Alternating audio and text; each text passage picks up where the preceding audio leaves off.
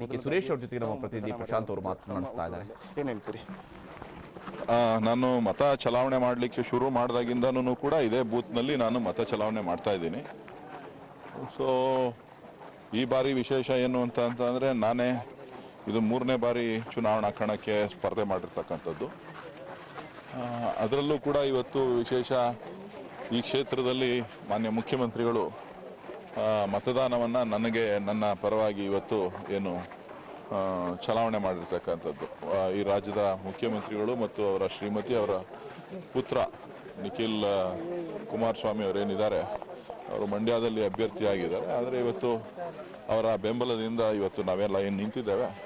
So ಅದು ಒಂದು ವಿಶೇಷ ಅಂತ ಹೇಳಿ ನಾನು ಭಾವಿಸಿದ್ದೇನೆ. ತಾವು ಕೂಡ ಇಲ್ಲಿ ಅಭ್ಯರ್ಥಿ ಸಾಕಷ್ಟು ಪ್ರಚಾರವನ್ನು ಕೂಡ ಮಾಡಿದ್ರಿ. ತಮಗೆ ಗೆಲ್ಲುವಂಥ ವಿಶ್ವಾಸ ಇದೆಯಾ? ಜೊತೆಗೆ ಇಲ್ಲಿನ ಜನ ತಮಗೆ ಯಾಕೆ ಮತವನ್ನು ಹಾಕ್ತಾರೆ, ಯಾವ ಆಧಾರದ ಮೇಲೆ ತಮಗೆ ಮತವನ್ನು ಹಾಕ್ತಾರೆ ಅನ್ನೋಂಥ ಒಂದು ವಿಶ್ವಾಸ ಇದೆ? ಅದೆಲ್ಲ ಈಗಾಗಲೇ ಹೇಳ್ಬಿಟ್ಟಿದ್ದೀನಿ.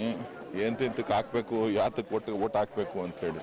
ಈಗಾಗಲೇ ಸಮಯ 11:30-12 ಗಂಟೆ ಆಗ್ತಾ ಇದೆ. ಬಹುತೇಕ ಶೇಕಡ 30-40 ಮತದಾನ ಈಗ ಆಗಿರೋದ್ರಿಂದ ನನ್ನ ಏನು ಕೆಲಸ ಕಾರ್ಯಗಳಿದೆ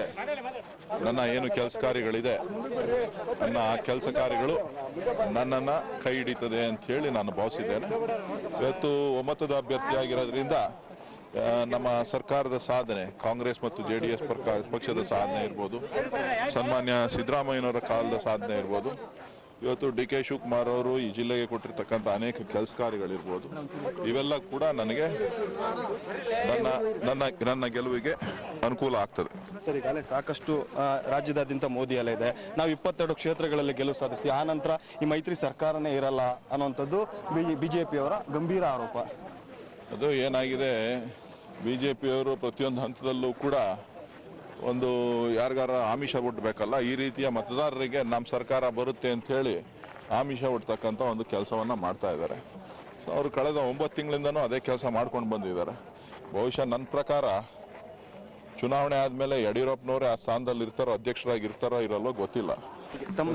ಮುರಳಿ ಮನೋಹರ್ ಜೋಶಿ ಅವರಿಗೆ, ಅದ್ವಾನಿ ಅವ್ರಿಗಾದಂಥ ಸ್ಥಿತಿ ಮಾನ್ಯ ಯಡಿಯೂರಪ್ಪನವ್ರಿಗೂ ಕೂಡ ಬರ್ಬೋದು ಅಂತ ಹೇಳಿ ನಾನು ಭಾವಿಸಿದ್ದೇನೆ. ಈಗ ರಾಜ್ಯದಲ್ಲಿ ಒಟ್ಟಾರೆ ಕಾಂಗ್ರೆಸ್ ಮೈತ್ರಿ ಪಕ್ಷಕ್ಕೆ ಎಷ್ಟು ಸೀಟ್ಗಳು ಲಭಿಸ್ತವೆ? ತಾವು ಎಲ್ಲ ಯಾವ ನಿರೀಕ್ಷೆಯಲ್ಲಿದ್ದೀರಿ? ನಮ್ಮ ಪ್ರಕಾರ ಸುಮಾರು 18-20 ಸ್ಥಾನಗಳನ್ನು ಗೆಲ್ತೇವೆ ಅಂತಕ್ಕಂಥ ಭರವಸೆ ಇದೆ.